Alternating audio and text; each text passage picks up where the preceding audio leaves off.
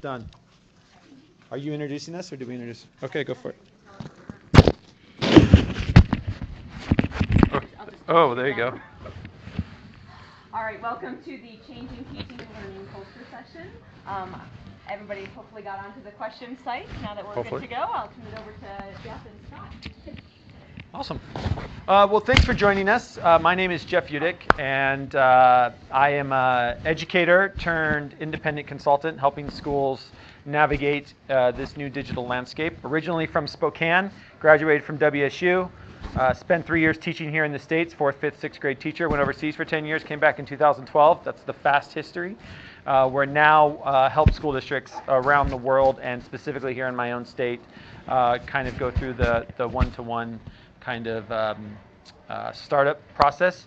And what I focus on with the company that I started is the professional development around the changing of the culture of teaching and learning that happens when the tech. So lucky enough to partner with Scott. I'll let Scott introduce himself up in Marysville, and that's Scott will probably be doing most of the talking today, which he loves to do. So it'll be good to go. So Scott. My thing. Scott Beebe, I'm the Chief Technology Officer in the Marysville School District. Marysville is about 35 miles north of Seattle, right along the I-5 corridor. District in declining enrollment. We're roughly 10,600 students right now. K-12 district. We roughly 50% free and reduced. The west side of I-5 is the Tulalip Tribes Reservation. That is also part of our school district. So we're very diverse, interesting place to work. My personal background, I was a teacher, taught 6th grade in the Kent School District a long time ago. Worked at PSD in instructional technology, worked in the North Shore School District in instructional technology, became an elementary school principal for the last decade, and for the last 3 years I've been back in Marysville in the IT role. And really, just so you know my bias up front, when I was an elementary school principal, I would have argued you could take every lick of technology out of my schools, the two that I was fortunate to be principal at, and you would have seen no corresponding change in achievement.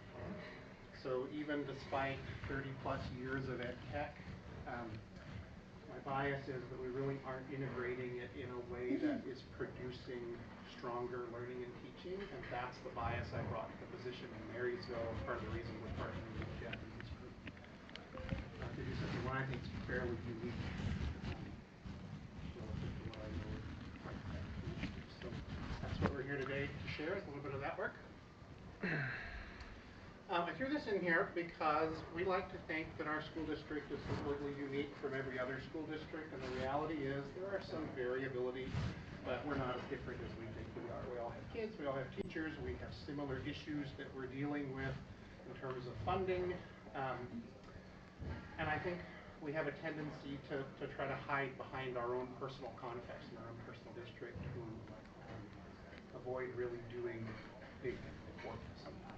That was certainly my experience when I was in IT prior to becoming a principal, and as a principal I can tell you that my sole focus was on the day-to-day instruction in the classroom, and to the extent that technology could support that, I'm all for it, but frequently I was seeing it get in the way in cases. So I want to throw that in there just so you understood a little bit, and had a little bit of understanding about what Marysville was. We didn't have funding. How many from Washington here? Yeah, you know how we're funded. Depend on property tax levies. Marysville hadn't had it prior to becoming. We passed our first one in 10 years in February of 2014. So when I arrived, the infrastructure was just sort of decimated. Teachers were using old IBM ThinkPad laptops that were, I'm not kidding, like 3.5 inches thick, and the track pads were so worn they had holes in them. So we were sort of starting from scratch in that sense. So that's part of our context. I came in with a new superintendent, a new executive leadership team, and we really all shared a belief that technology could be a support to powerful instruction, but it was not the primary focus of what we wanted to do. But when we wrote our strategic directions, we intentionally included reference to technology in that context, that we had a belief that it could be doing a lot more for us than it was currently doing, and since we didn't really have anything, we had CTE labs and some things like that that are funded sort of separately. We didn't have anything systemically working for us at that point. I put this in here last night. He's a handsome gentleman. Anybody know who it is? Come on. Science Newton, yeah. What's Newton's first law of motion? Anybody know? Yep. A body that's at rest stays at rest unless a force acts upon it great enough to put it in motion, and a body in motion stays in motion unless a force acts upon it to change. That's really what we're talking about in terms of systems leadership, and what we're struggling with, I think all of us in schools, is that systems protect themselves. They want to stay as they are, and nothing's as complex as a school system in terms of the people that we're interacting with and the complexities created by that. And I mean all the way from little kiddos up through our teaching ranks. So we believe that in order to do something in our district around learning and teaching, we needed a force large enough to create some inertia, to change the direction of our district. And so when we passed that levy in February of 2014, I actually came on board July of 2014, so it passed just before I came in. That was what we were going to use as a stimulus to move forward in terms of the learning environment in our district. And I would add with that if you're not thinking that way, then don't go one-to-one. There's no reason to put a device in every hand's kids if you want to see the same old stuff. I was working with a bunch of administrators up in Everett, and I had an administrator tell me if it looks the same, smells the same, and feels the same, then it's the same. And if you're going to do that, do not waste your money going one-to-one unless you want to change an entire culture. If you're going to give every kid this most powerful, distracting device, then you better be prepared to change the culture around teaching and learning as well. And if that is not your end goal, not every kid needs a device. You can use that money in some other way better well spent. And to me, that is where I see districts time and time again not get the shift. The shift one is, yes, putting devices in every kid's hand. That's great, and really, honestly, that's the simple part. The easy part, that's a money issue. It's a money issue and a time issue. We can get devices in the hands of kids. Changing the mindset of what that actually means around teaching and learning, what we truly want to see the outcome be with students, is the cultural shift that has to happen in the school. And if you're not going to put the money in that, then you've wasted your money on the other part. And I've watched time and time again districts go one-to-one and then nothing happens. And if that is what you want, save yourself a bunch of time and heartache and just don't do it. One of the things you teach in principal school, and you sort of learn really quickly when you're principal, is to look down, not up. So when you're in doing observations, and I was sort of a glutton. I did hundreds of them every year, formal and all that. Built myself a database and had it all. But I had it all organized that way. My always primary focus was to see what the kids were actually doing, because task predicts performance. So if the performance you want out of your kids is rote memorization or rote sort of learning or recall kinds of activities, it's pretty easy to look at the performance tasks that kids are being asked to do with or without technology, and you'll pretty quickly understand that the tool isn't pushing deeper learning forward. So when you look and you see first order change of putting the worksheet, same worksheet, now it's just a PDF that they're filling out on a computer, it's probably less effective than just doing the worksheet. So that's part of what we had to reframe ourselves around, and we had to ramp up in a hurry. The culture in Marysville, we in 2001 had the longest teacher strike in the state, 49 days, and we're still reeling from that in many senses, sort of culturally in our district. So we wanted to get moving quickly, make cases forward. So we accomplished, I think, quite a bit just on the infrastructure side relative. So past February of 2014, October of 2014, we started rebuilding the district infrastructure. We had no Wi-Fi at that point. We didn't have PoE switching. We had none of that in our district. So we spent a little bit of money worked with a consultant to build out heat maps and build out the Wi-Fi network, started putting some money into E-rate, but also funded most of it out of the levy at that point. And we built out a district-wide Wi-Fi network with an access point in every secondary classroom, every common space, all stadiums, all gyms, and then every other classroom at the elementary level. And our rationale for that is pretty simple, that elementary kids tend to have 1 or 2 devices. We're pretty confident that high school kids and middle school kids have at least 2 devices that they're bringing to school. We also make our Wi-Fi publicly available. We started that from 5 in the afternoon until 6 o'clock in the following morning. Now we just leave it on all the time. And on weekends, and when we built our heat maps, we intentionally built them to overlap common spaces like parking lots and playgrounds and that sort of thing. So the point of the antenna is directly to provide coverage out there. Our schools are right in the neighborhoods that they serve, so we wanted our community to benefit from that expenditure. And sort of an ancillary benefit has been now the Marysville Police, when they're doing their paperwork, they park in our parking lots because they use our Wi-Fi. So we get a little extra added benefit. Just out of curiosity, any other districts have open Wi-Fi to the public across their campuses? Yeah, good. I think it's something we're going to continue to see. I am a strong advocate of it. We actually had it in the levy. It was part of the levy message that went out to passing the levy with the districts in Marysville, particularly. And I think especially if you have if you're low socioeconomic income kind of areas, it's a great benefit to having people. And we were talking to principals. We had a principal session not that long ago where principals were talking like, you go into work on a Saturday and it's nothing to see kids like just sitting up against the building on the network. Most of them are watching YouTube or Netflix because it's the weekend, but they're there, right? And there are other things that you can learn and do along that way as well. So something to be thinking about. I am honestly surprised the school district hasn't been sued that you're using public funds for an internet that the public can't access.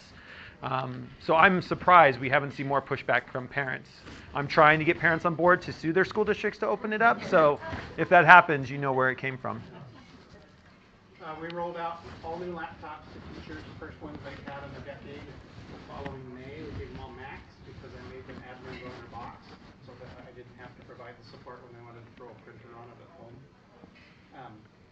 And so that they could basically manage their own devices. I went Mac intentionally because I was worried about doing the same thing with Windows, just because of the threat environment that exists with them. It's not that it's not there with Mac, but it's just a little less consuming. So we are a very mixed platform environment. Teachers are on Macs, para-educators, classified staff are on Chrome devices, kids are on Chrome devices, we have some iOS machines, and all of our fiscal and secretary folks are on Windows. Part of that's a belief thing that the world isn't all anything anymore. And so we wanted exposure to lots of different things. Plus, so much has happened in the browser now that it's just not as big of an issue as it used to be. We had an old phone system that we couldn't buy parts for anymore. So Nortel PBX, anybody have Nortel stuff still? Sorry. Not anymore. We couldn't find anybody to program the dang thing anymore. The one guy we had retired. So we put a VoIP phone system in place that also gave us additional network capabilities because all our phones have a 100 megabit, some of them gigabit, extra port on them, switch.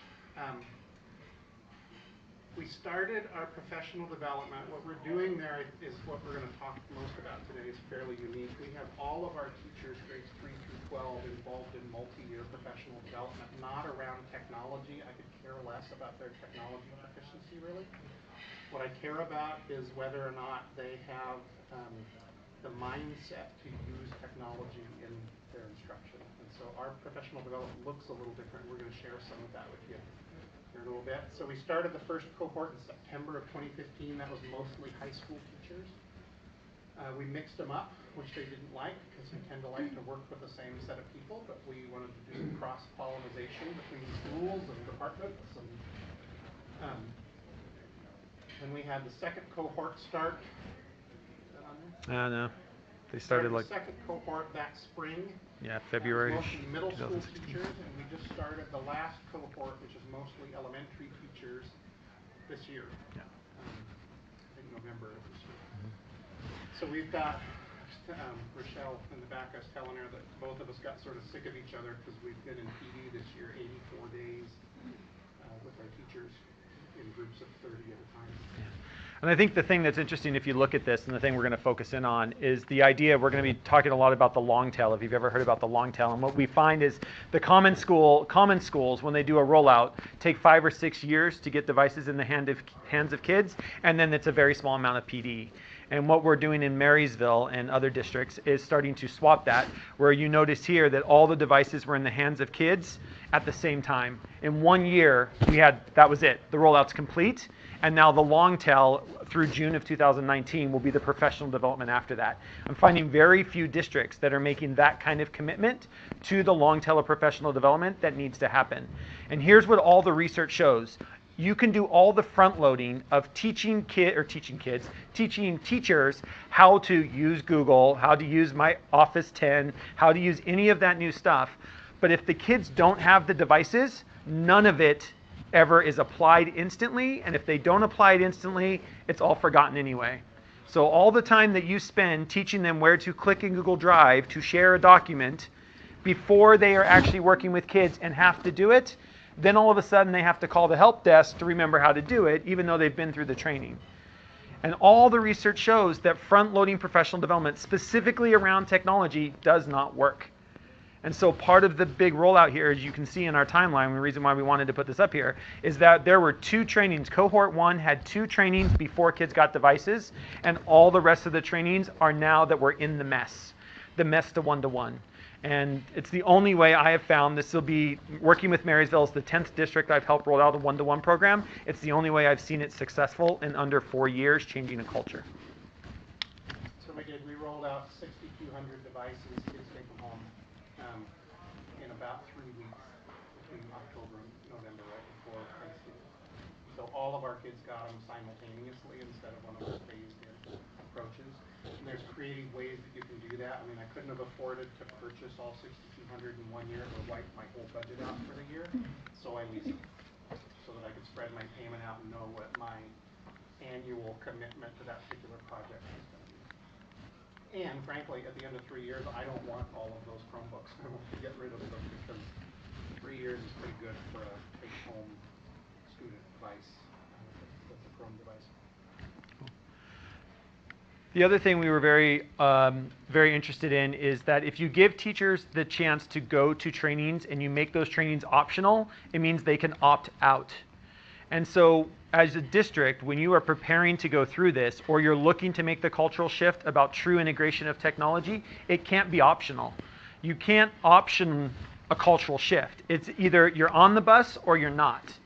And so when we started going through this training, it was very much a yes or no. Either all teachers go through the training or no teachers go through the training. And if no teachers are going through the training, you didn't need me and my company and what we do, because nothing's going to happen. So we're doing along the same things with Marysville. We started with Marysville, and we're now working with Everett Public Schools, which is 1,100 teachers, twice the size of Marysville, which is doing the same commitment. So teachers are being pulled 4 times a year, 7-hour days, so 28 hours every year. To have sub-coverage, to pull those teachers to go through training as they're rolling out their one-to-one program too. So. One of the sort of underlying interests here is when you're thinking about shifting your culture, the question you have to continuously ask yourself in decision making is whose interests are being served by the decision. And frequently what we find in the optional environment is we're trying to serve the adults, which does not serve the kids in our systems. In the same way. So if we're really thinking that having access to global resources is important, and that's one of the things we've kicked around a lot in our district, is the kids in Marysville. I mean, we're 30 miles north of Seattle, major metropolitan tech sector. Our kids aren't competing for opportunities from Marysville.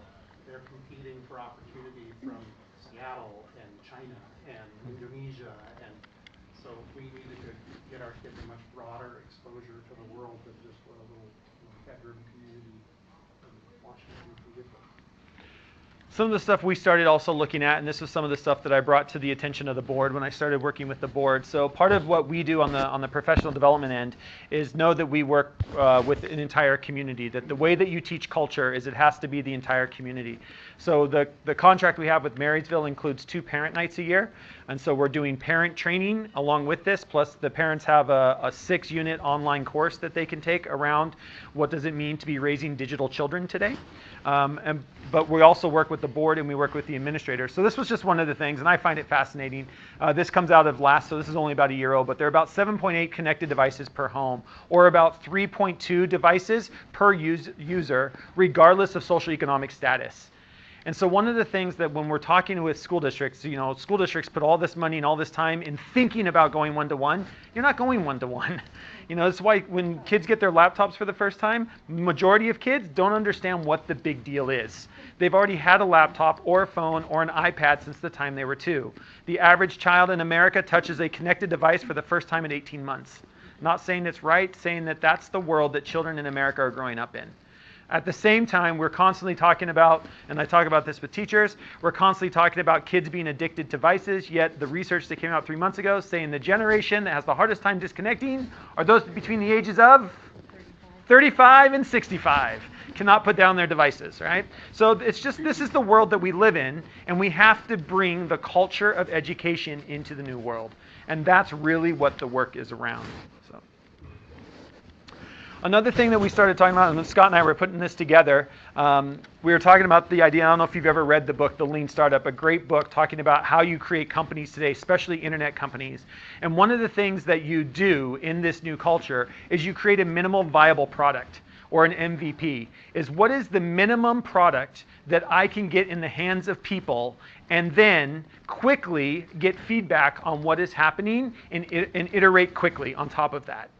And so Scott can talk about this, but when you're looking for devices, it doesn't need to be, the top-end device that does everything. It has to do most things. And it has to be on a platform that is constantly able to adjust to the needs that you have. Right? Do you want to add anything to that? Yeah, I mean, that's what we have a tendency to do in education is try to put the perfect device, perfect plan in place. And I think our experience is there is no perfect plan or perfect device, and that sometimes becomes a barrier to just getting going.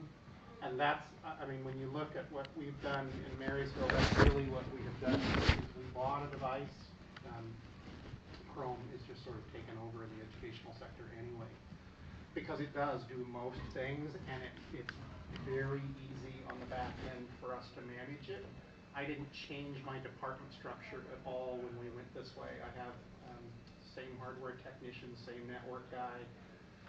I haven't added FTE at all, and we have more than triple the device count in our district. So that's, I think, important to think about is the device isn't as important as what you want to be able to do with the device, and to think in this sense, we love a little Lego guy, so we were both into Legos. Jeff doesn't have kids, but I do, and so I continue my Lego addiction, buying things for the kids. Is that we didn't upfront invest in lots of different software licensing to go with our Chromebooks. We really put them out there and have been listening through the professional development, because I go to all of them. So I listen to the teachers talking and what they're trying to do or what they want to be able to do, or if I could only, I listen for the if. And then we're responding to those with new licensing models for software. So one sort of non-example is software called LucidPress. Anybody know LucidPress? Yeah, great. Desktop publishing. We took everybody off Microsoft products, and everybody was still using Publisher because that's what we had at the time. So there was this sort of upwelling of, well, what am I going to do to make a newsletter? So I licensed LucidPress for all of our kids and all of our teachers. We're just now getting to the point where I have about 1,800 accounts provisioned, because I didn't provision them all at once. I waited until people asked for the service or heard about the service and wanted to try it. In hindsight, and what I've done in subsequent purchases is I don't license the full load to start with. I work with the software vendors and do a phased-in approach. so that I'm not incurring all of that cost, and I can respond to what the teachers are actually asking for. So part of our PD, we've done some work with YouTube Editor and some other video products, and so people are starting to ask questions about that, and now's the time that we'll apply like a video license or something like that to our environment, rather than try to have it all stacked at the beginning. That's what we mean by the ability to rapidly iterate. And some of it can be around, some of it can be around things like WeVideo or LucidPress, things that you actually have to purchase. But then you can also do this around things that you block and unblock. So in Marysville, for example, YouTube Editor was blocked at the middle school level. We weren't at a place where the teachers understood how do you teach kids to make good videos that the public actually might want to watch. And so there's no reason to have that open. Kids could watch YouTube, they couldn't create with YouTube until we went through the training. And once you go through the training, you get a groundswell of teachers saying, well, why can't I do this with my kids? Why can't I do this with my kids? And once you have teachers frustrated, which is a really good place to have teachers, it makes you look really good when you just flip the switch and all of a sudden you've unleashed, But now we know that the teachers are trained in understanding what does it mean when we flip the switch. There's been a number of times that's literally happened. We'll be in the PD. In the trainings. Teachers will want to try something, and I'm sitting there, and I'm doing all my other stuff at the same time, and I'll hear it, and I'll just go in and change the setting. Change the setting and flip it open. Try it. Yeah.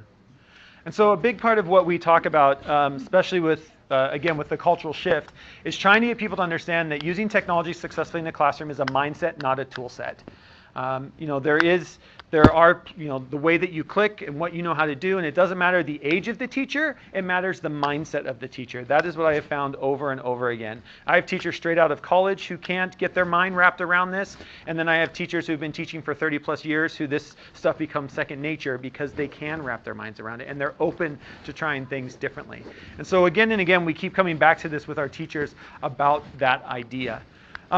So one of the things we talk about with the common technology rollout, or the long tail, if you will, is what we usually see happen in schools is that there's this front loading of professional development, and then it's a 5 or 7 year rollout plan. And I have worked with school districts who have redone their rollout plan 3, 4, 5 times because they can't get over it not being perfect. And that is where you have to have a minimal viable product. Have something in place and go for it. No matter what you think you're going to know or going to find, it's not going to be the case once you get in it. And so just get in it. In education, we spend our time planning way too much and doing very little. Right? We've got to get in this, and we have to get this in this now. If your school district isn't one-to-one or thinking of going one-to-one, you're really behind. And there's already I'd say there's already a line drawn in the sand that if your district is not one-to-one, fully one-to-one by 2020, you're going to be behind big time with a lot of different things that are going on. And that comes from somebody who works across the United States, across the globe. Last year alone, I was in 35 different school districts in the state of Washington. So there's just a lot of things going on, and we've got to understand that this is, for better or worse, the way education is going to go. The other piece I would add to that, just from a principal perspective, sometimes the longer you try to take to do things, the more holes our staff will poke in such things. And sometimes just getting going changes the conversation. Then it's not about whether or not we should, it's about how are we going to. I was talking to Rochelle a little bit before, and she was asking us, how do we measure the success of what we're trying to do? And I told her it's by the level of complaint. And I kind of meant it, that you very rarely hear from the really positive or the middle. You just hear from the group that has concerns about things. And we listen very carefully to what the concerns are and how they've shifted over time. So, case in point, when we did this in October, we were starting PD with high school teachers, and those are some of our more challenging folks in Marysville, probably consistent Across everywhere around the world.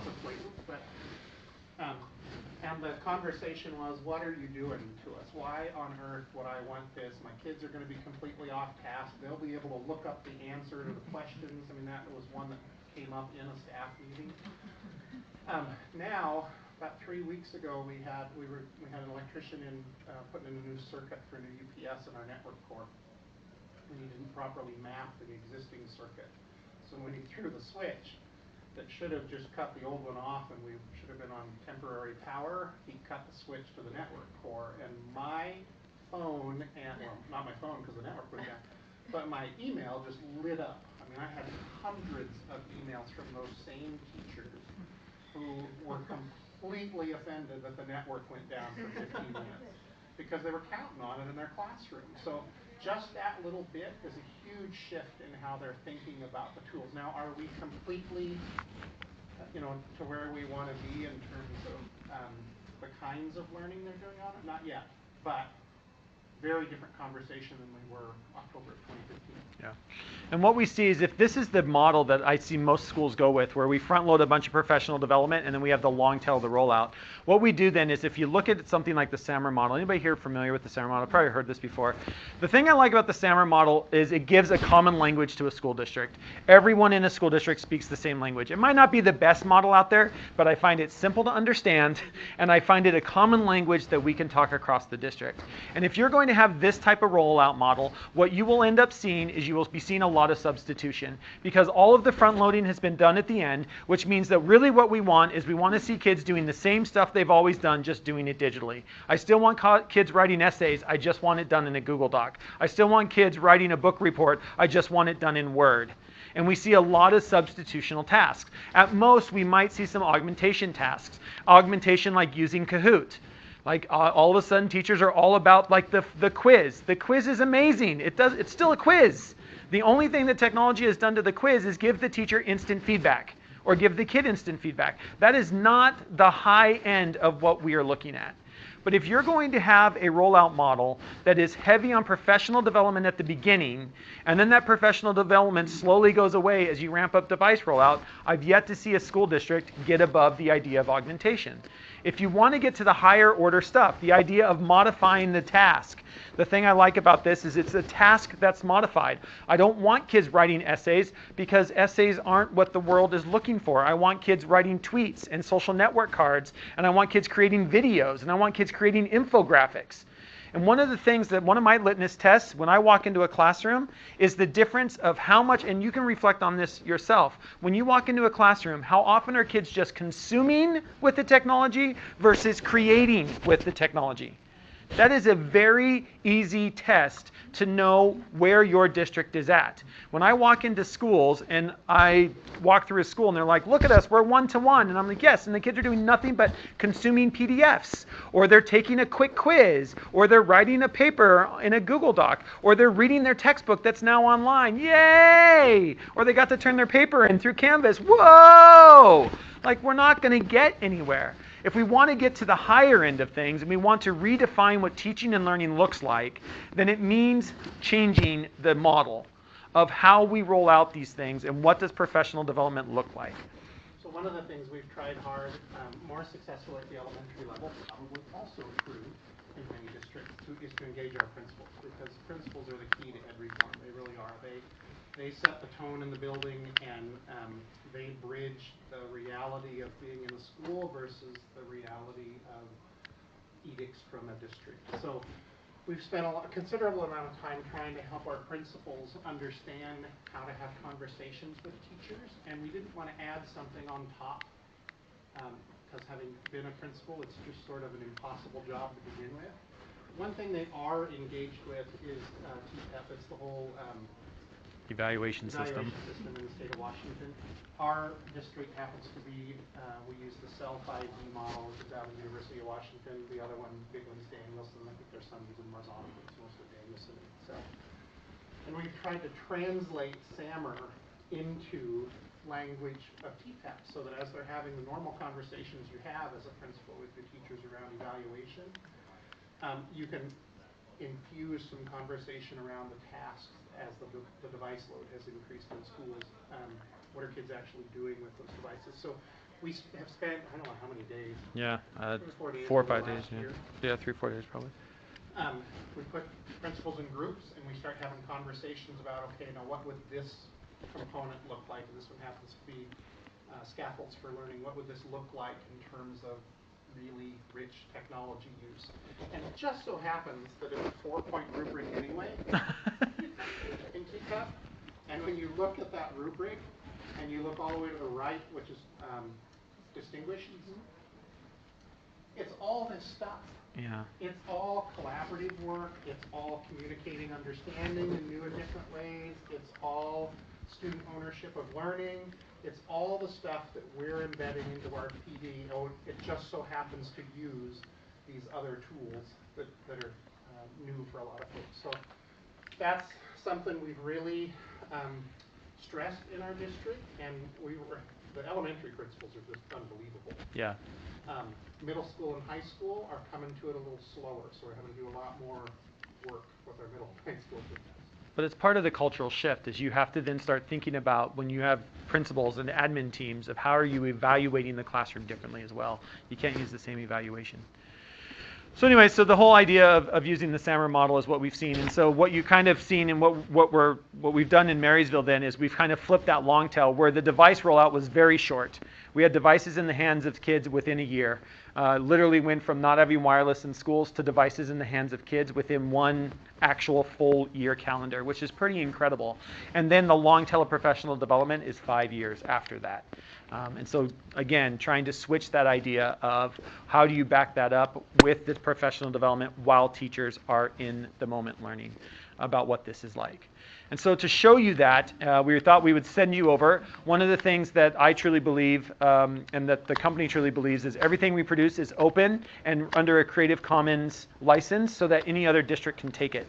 And so I thought it'd be helpful that if you actually went and saw how these trainings over time have manifested, you can head over to this site, and I'll put it up here again in just a second. But when you get there, I was just going to show you what to look for, because we're going to give you some time to explore this. When you get there, it's actually going to land you on the Marysville page. And you'll see the different trainings that we've had. We haven't finished all 12 of them yet, so there's only 10 that have been, because we just finished training 10. And again, like Scott said, I think one of the things that's been great having a partnership with districts is we only create one training at a time that is customized to where those teachers are in that moment. And so the reason why 11 and 12, even though there's a 12 trainings total, aren't up here yet, because we still need to debrief training 10 and decide what's the next step for the teachers and where they need to go. But once you get here, and I'll put this back up here again, if you look at, for example, the first training that we take teachers through, you can see that it's very heavy on, like, we're doing search skills. How do you search? How do you use Wikipedia with kids? We talk about using Gmail, right? The Google App Store, Gmail Bingo. Then we have a Google Drive challenge for them. So this very heavy on the tool part, where if you go back and you click on, say, the last training we just did, which was training 10, if you get into the training 10 and you start scrolling down, one of the things you might want to look at, that link went away. I'll have to fix that link.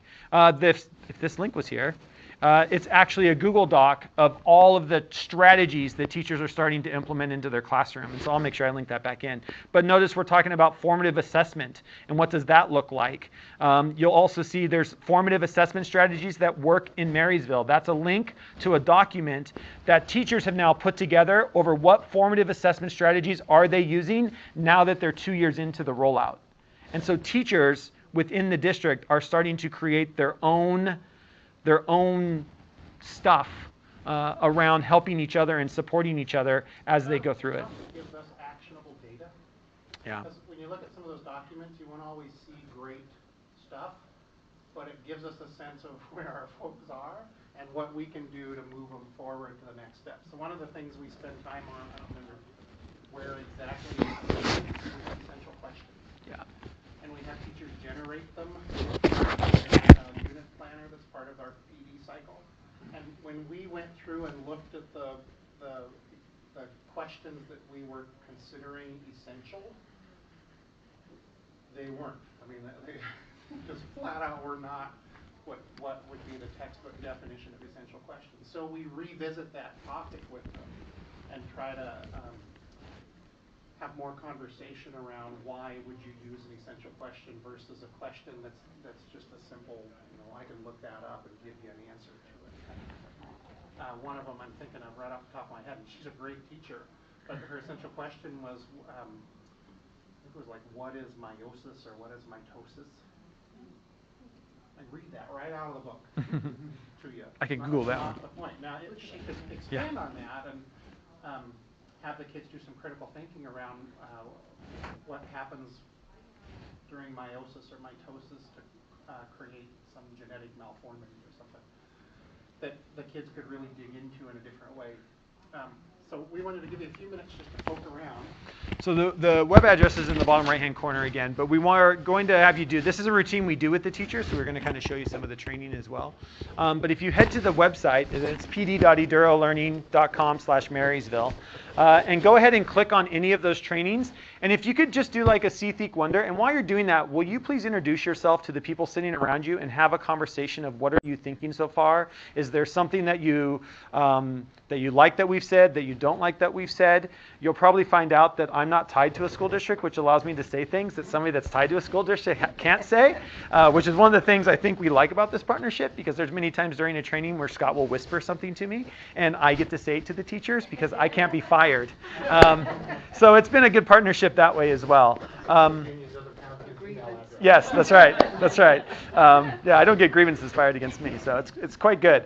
But have a look at the training material. See what you see there. You'll find the link to all of the presentations are there as well. And again, all of this is released under Creative Commons. So if you find anything useful there that you want to take back to your school or share with your school, it's all free and open to use as well. So we're going to give you just 5 or 10 minutes. We'll also come around and answer questions in this time as well. But have a look at the site and see what you think once you get there. And talk a little bit. It's too quiet in here. Cool. There's a few questions on the Q&A. A few questions on the Q&A. Awesome. Just coming over to look at. Ooh, nice. I recognize that voice, Melissa. This guy talks. He's working with all the same districts that I'm working with, and we chat before and coordinate. Get this stuff I'm going. working with Everett. Yeah. Worked with him. Tell me who else you're working with. I was gonna say I'm hearing Issaquah's looking for something I may or may not. Auburn is starting to. I'm working with Auburn already. Okay. Yeah. So I'm Enumclaw, Auburn, Marysville, Everett. I'm starting to look with Othello. I don't know if they've contacted you. I think I gave them your name. I think I gave them your name last time we talked. And then North Franklin School District out of Connell, which I think I also gave them your stuff. Yeah. You and I need to be in more contact together. Okay. And I give people your name too, Yeah. but we haven't talked I know. since our tech bench. Yeah. 3 years ago. Yeah. So Let's see chat. if we can circle that a little bit tighter. Yeah, for sure.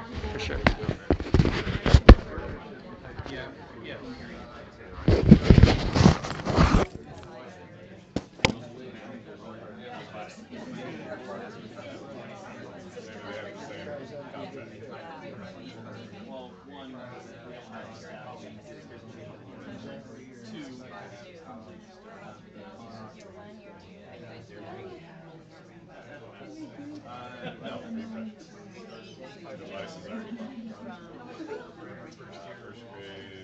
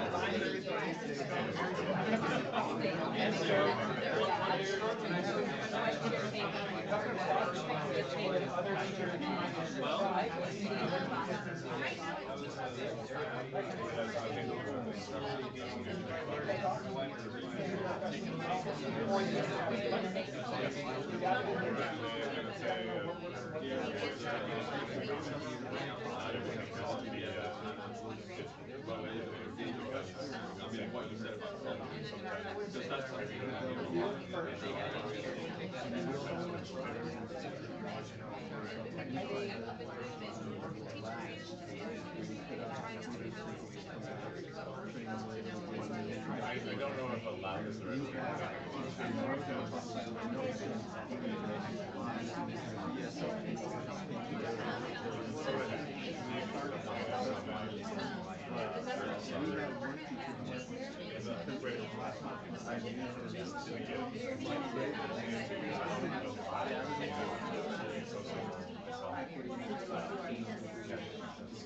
So I still spend some of my own money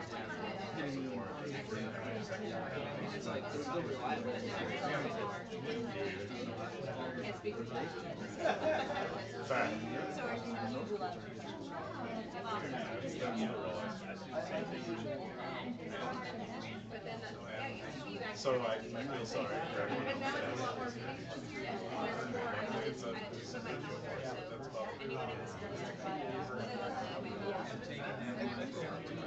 Honestly, I believe where I'm not at risk with the delivery.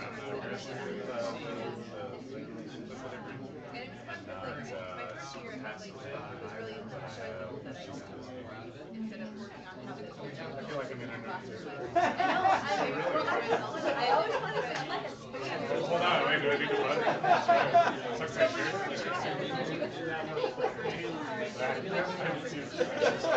I didn't mean to make you feel I was trying to be simple.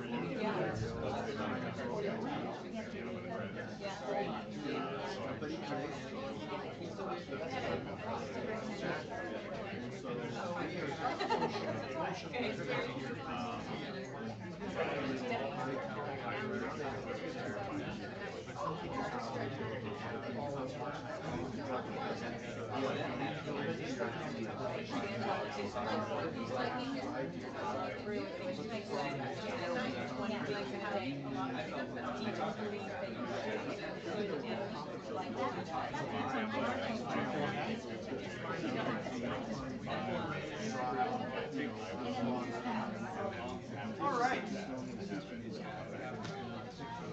If we can get your attention back here for just a second, and then we'll continue. If we go through the routine, anything, what did you see or what didn't you see while you were looking through those training models? Anything that you noticed? Or you got so busy talking you forgot to look through the training models? Yes. There wasn't very many pictures. No pictures. It's all just web links. Yes. Sorry, that's what I saw. Yeah, that's what you see. A lot of web links. Yeah, all the pictures and everything are in the slideshow itself, right? Yeah, they're not in the actual links that are out. Good. Anything else that you noticed or that you saw? A couple things I was pointing out to a couple people. Again, you know, stuff that you can't do until you're in the middle of it. But if you go into the, say, like the training 9, one of the things that teachers were struggling with were some of the ideas. We called it the idea pack, or the Marysville one-to-one toolkit is what it's been come to know inside the district. But you know, we were hearing over and over again what were some of the kind of points that teachers were struggling with devices in kids. And so we kind of came up with the list with the teachers. They helped us create the list of classroom management was becoming an issue. This is about a year in to one-to-one, so the kids have already had the devices, again, which I love, because now we're in the messy part of teaching and learning, which is the good part. Student distraction on devices, same tool, different, same task, different tool, which is like substitution on SAMR. Tool fatigue, we hear that a lot from kids, where all of a sudden teachers are using so many different tools that kids are like, what the heck, why am I using WeVideo with this teacher and can't you people just use one tool? Like, kids get very fatigued about it. The idea of balance of how much should I be using the computer versus how much do I want kids on the computer all the time. We start to see that come with students in year 2 of a rollout usually, where kids are like, just please get me off the computer. Let me touch a real book, because we've gone one way all the way. So anyways, we came up with this, and then the teachers together, this is kind of like my favorite part, the teachers then started to, we gave some resources, and then the teachers started to create their own document over why this was essential strategies for the classroom, why it's important, and how do we implement that. And so the teachers, so you're talking, at this point, the document's gone through cohort 1 and cohort 2, so we're talking about 300 teachers have had input, and we keep growing the document together. And you'll even see comments off to the side where teachers have tried the strategy and said, yes, this worked, this didn't work. And I think that my favorite part about this is these are strategies that Marysville teachers came up with that work with Marysville students, which is one of the things I always get from, they're like, well, but that's that district, that's not how it works here. I got news for you, kids are the same the world over. But every teacher in every district thinks theirs are unique, so we go through the same process with every district, and it all ends up being the same. Never mind. But, you know, but it is a pretty cool document that now teachers have access to, you know, that if I'm dealing with, you know, doing things at the lower end of SAMR, what are some strategies that I can use to help myself and help my students do that? Another one that usually comes up is the idea of parent resistance. You know, parents all of a sudden aren't making sure the kids coming charged with the Chromebook, or they don't understand what's going on. So how do you deal with parents? And how do you help parents deal with connected teenagers? So a lot of information around that as well. So there's just all kinds of good stuff in there. Again, just a doc. If you also pull back and sort of look at the metacognition behind the task itself, we're modeling for the teachers the exact thing we want them doing with kids, which is communicating, understanding, synthesizing information. So a lot of times they'll have read something that's an expert viewpoint, but then they get to add their own piece to it. And we incorporate the social, and we're being very, we weren't at first because we thought people would pick up on that, but they weren't. So we're very intentional now, stepping outside of the PD and saying, now look, the reason we did that is this, and here's why it would work with kids. So a lot of the visible thinking strategies and all those things that we've all had PD on, but then you go out in the classroom and you don't see it. We try very hard to have, okay, now you're going to be a student, now you're going to be a teacher, and then we're going to sort of process that together as part of our professional development. So what I had hoped you would see in that is that there isn't very much focus on the actual tool of technology. There's a lot more focus on powerful instructional strategies than there is on Google Doc or on using a spreadsheet. And so we're being very intentional about that, and that's where a lot of our conversations around balance have come from. If the task is easily completed on paper, use paper. Don't use the computer. You're just mucking it up for yourself and for the kids. So it's been an interesting process with our folks. One of the things we share with teachers, and I share with districts when we're getting started, is this idea of, and you can get this off the internet, if you just Google the profile of a modern teacher. This was actually created by a grad student of mine. But it's, the 21st century teachers are not experts in technology, they are experts in habits of the mind. And so it's kind of the idea of habits of mind around what it means to be a 21st century teacher. And the thing I love about this, when I'm working with districts, this is one of the first places we start, is the word technology is not in there at all. It's about taking risks, being open to new opportunities, being able to fail in front of your kids and show that that's part of the learning process. The other thing that we have created, and something that's kind of come through, so the company that we ended up starting is called Eduro Learning. That was the website you were just on. And it's actually started by 6 educators who collectively have rolled out over 20 one-to-one programs across the world. So I'm the only one that is in America. My other partners are in Perth, Australia, Bangkok, Thailand, Beijing, China, Warsaw, Japan, Tokyo, and then Warsaw, Poland, are where everyone else is. So when we're doing this globally. I rolled out my first one-to-one program in 2002. It was a Palm Pilot program. Palm Pilot Tungsten T5s in Saudi Arabia in 2002. So we all sat down together and we kind of looked at what's the journey that we have seen over 20 districts take. And we kind of came up with this infographic that usually what happens is we call it year 0, where a lot of people get stuck. The idea of year 0 being the year before the devices come out. There's scramble because there's panic, there's excitement, we don't know what's going to happen. Year 0 is where schools tend to put all their professional development, and it's the wrong place to put your professional development. All that panic and stuff is going to be there no matter what. And then as we get into year 1, there's all the enthusiasm with all the devices. By the end of year 1, year 2, we start getting into the settling in stage, where we're used to having the laptops. The transition comes back to learning first, not just about the tech. Year 2 is kind of where I would say Marysville is right now. We had teachers reflect on this just a couple weeks ago, and I would say most teachers put themselves in kind of the bumpy area. What we see in year 2 is it's not new anymore, and we see kids way more off task in year 2 than we do in year 1. Because in year 2, if you're still just doing substitution tasks, and they're just still writing on their Chromebook, they hate it. And that's where we see the distraction happen. That's number 1. Number 2, we have to understand that middle schoolers or teenagers in a democratic society play a very important role. Their role is to constantly push the boundaries of humanity. And they believe that a network is their boundaries for them to push. And so their job, and this is where Scott and I've got all kinds of stories of rolling out to 7th and 8th graders, and the first thing the kids are doing is trying to figure out what the filter can filter and how do you get around the filter. And we sat there and watched live one day. It was awesome. I tell this story all the time. We watched the 7th grader live trying to get around the filter by going naked teen girls. And then it was nude teen girls. And it wasn't getting through. And the kid is so brilliant. He goes to Google Translate, translates it in different languages, and tries to, and I'm like, that kid's a genius. The problem-solving skills that this kid has, not in the right context, but the kid's trying to solve a problem that he seems to have. Right? From an IT standpoint, motivated, I've got half a dozen kids that I just watch them now, and that's how I set my filter profile. They'll find the hole, I'll find it. And so Scott emails the kid. Scott just takes a screenshot and emails the kid and says, hey, this isn't an appropriate use. Doesn't tell the principal, Scott just this isn't appropriate use of your Chromebook. Know that we are monitoring everything that you're doing. And the kid writes back and says, I'm so sorry, my little brother got on. They're like, you've had your Chromebook for 45 minutes. I don't think it's your little brother.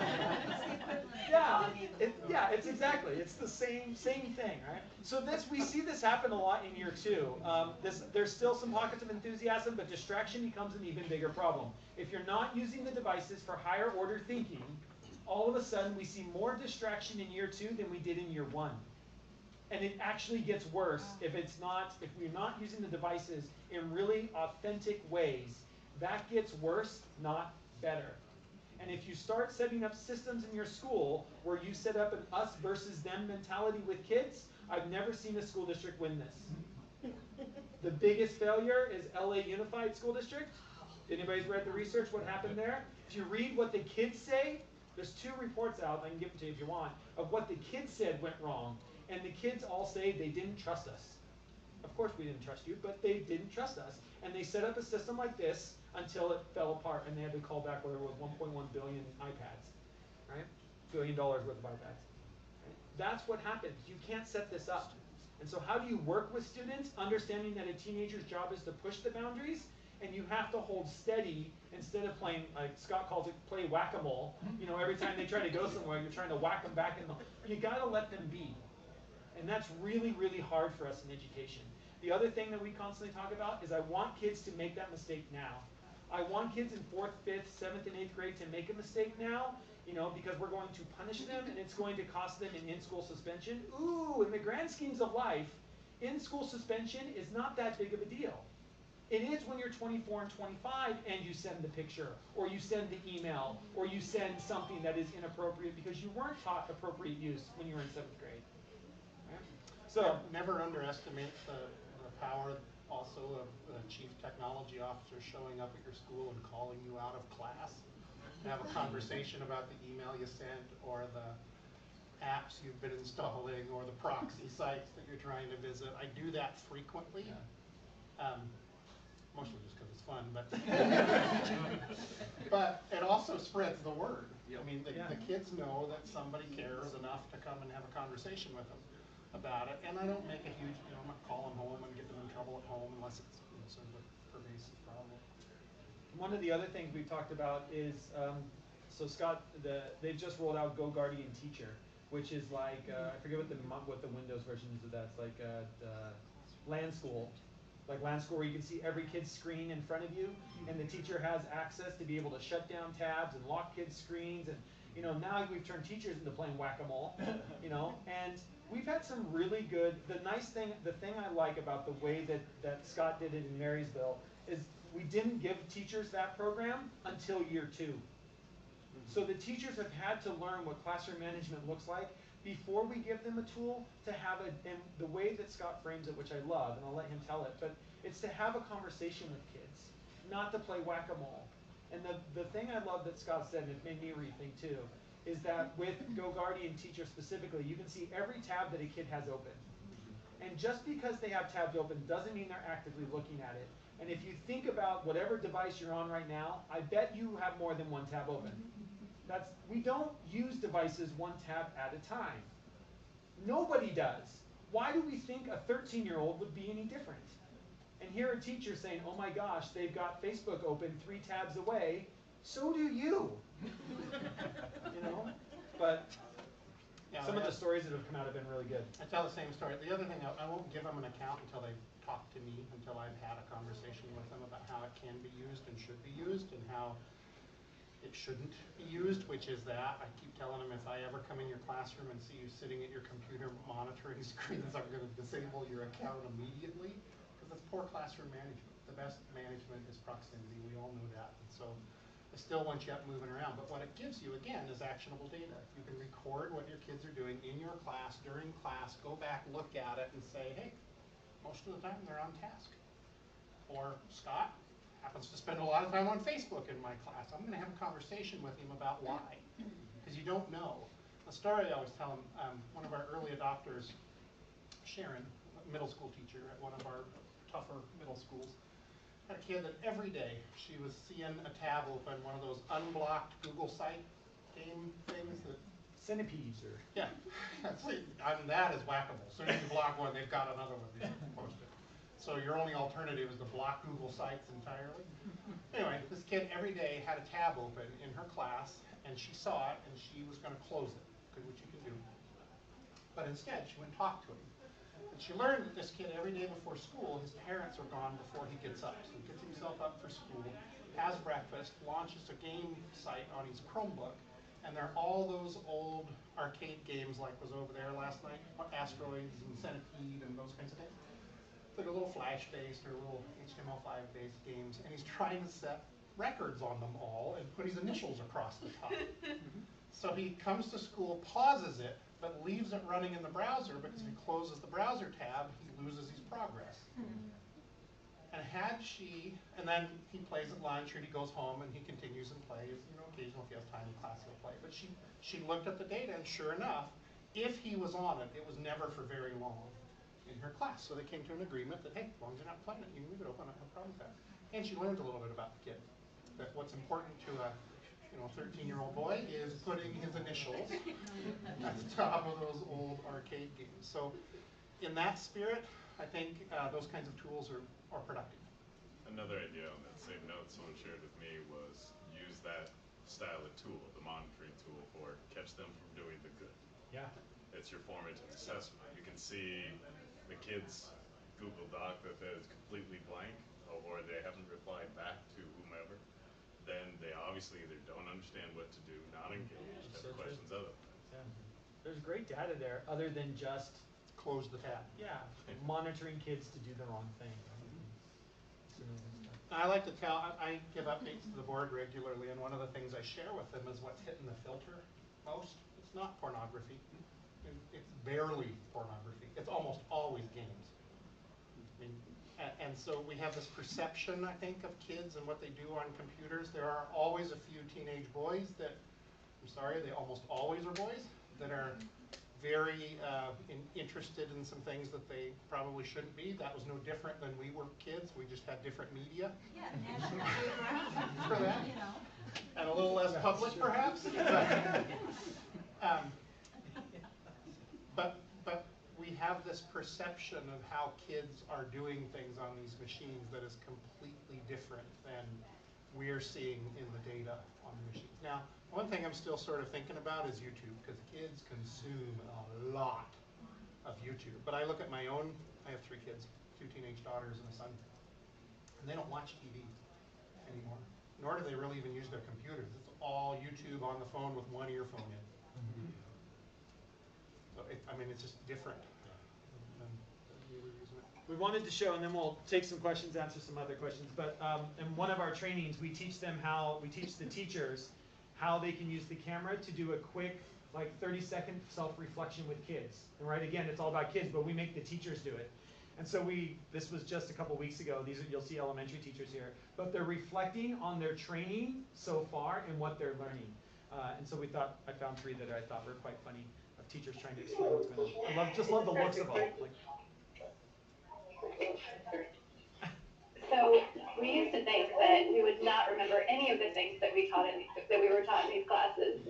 And what we found is that when we go back to our classrooms, some of our kids already know how to do these things, and we are reminded how to do what we should have already remembered.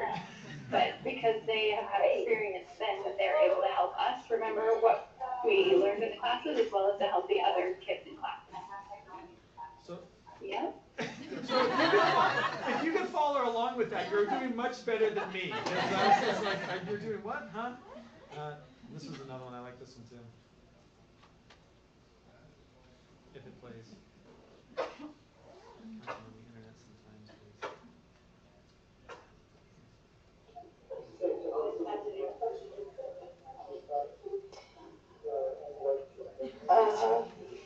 I guess this is a lot more than I thought it was going to be.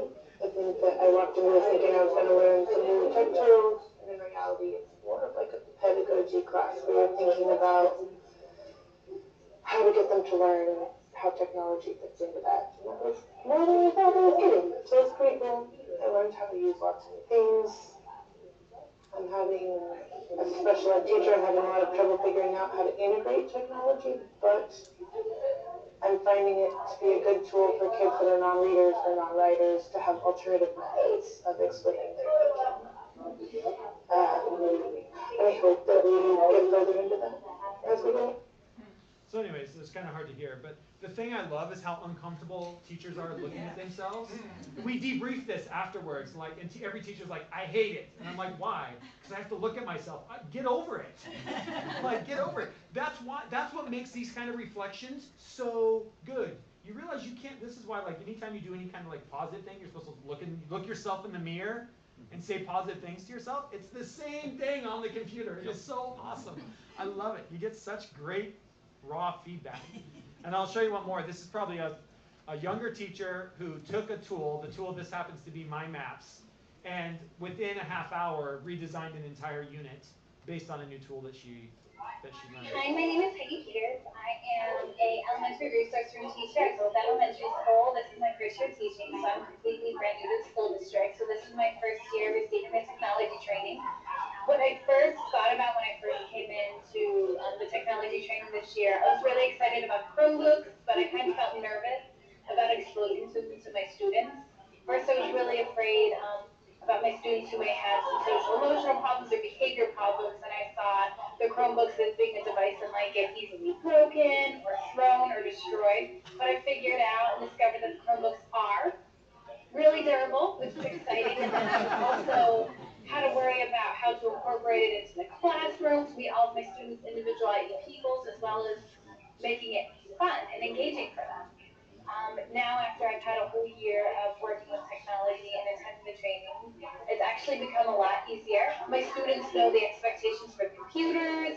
I've taught them specifically like how to hold them and how to carry them when in the classrooms, how to take care of them, how to turn them off and on, and how to take charge and be responsible for the sites that they're on, what's a good site, what's a bad site. One thing that I've learned from today's training that I'm super excited about is about making my little maps. So I'm going to try this with my students. Right here is a map that I've created. It is called Disney Movie Maps. And what I would do is I would give this worksheet actually to my students. The students have the ability to read the directions, obviously name and date at the top, directions, type the number coordinates into Miss Peters' My Map and discover the settings of our favorite Disney movies. And then after they type it in, then they would write the movie that they discovered and then the setting of that movie. So just what a student would look like is they would just copy this, take it to the map, type it in, and then search it. And see what they came up and see it pinpointed on that star because I already have them exactly in there. Let me zoom out some. And they'll be able to click, oh, the red dot's there. And then they'll be able to figure out, oh, the Lion King. The Lion King was actually filmed in Nigeria, which is in Africa. So anyways, you just get to see, an idea of a teacher instantly applying something she learned that day. We call those latitude, longitude scavenger hunts, by the way, where you give the kid the latitude, longitude, and they have to try to figure out where on the map that is. Another part of changing the culture is including the parents as well. So this is just one of the flyers that went out as we did a parent night. We had about 60 parents show up to the last one. We found that it helps. Pizza and pop helps people show up as well. So I think that's it. Yeah, I put everything on that website, all of our documentation, everything, all of that. If you have questions, more technical sort of related questions, I'm happy to answer those. I can give you statistics on the breakage we've endured. We have a former adult transition program student who does most of our repairs for us on the Chromebook, which is kind of a cool thing to be taking care of one of our own kids. He's not a kid anymore, he's 30, but he comes in, I was telling people at lunch today, and that guy will have 50 screens on Chromebooks replaced before lunch. Just because he's so, he's intense about it. My technicians have to tell him to slow down because he gets all his work done before the end of the day and everything to do the next day when he comes in. We had a couple of questions. One was about stakeholders. I'm on the executive cabinet. This is the biggest initiative in our district. And really, when you go back to that question of inertia, we were looking for something to stimulate bigger change. We had some curriculum adoptions. Those are sort of isolated kinds of change, but what we were really after was more of the second order change in pedagogy, not just in terms of what materials people are using. So it wasn't very hard in that sense then to get the executive cabinet and the school board on board with that idea. And so the sponsorship's coming from all of that. Our union president is part of a cohort. So even though he's not in the classroom, he comes, and he's there pretty religiously. Yeah. He's missed like half a day.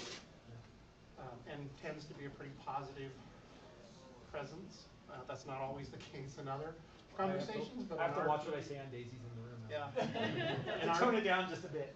In our PD, he's pretty positive and helping. One of the things I think we do well is try to honor our teachers. We know that their job is so crazy and hard, and by investing in them, not just in a bunch of stuff, that says something about their value, and we remind them of that frequently. There aren't many districts that put the kind of money we're putting into you, not all the stuff in the walls and the devices themselves, but the money we're putting in is going into you. Cool. Thank you for being here. Thanks for coming through this session. I have flyers here if you would like to have one, as more just as what we offer, other things that we do, and there's a 15% discount for any of our online courses that lead to clock hours. So if you have a teacher you're trying to get in with and they need clock hours because their teaching certificate's up at the end of the month, they can take an online course through us. So anyways, these are up here if you want them. Thank you so much. And if you have questions later on, The TPEP Samer connection. Yeah. You have that document somewhere on that It's site. like 6 documents, so shoot me an email.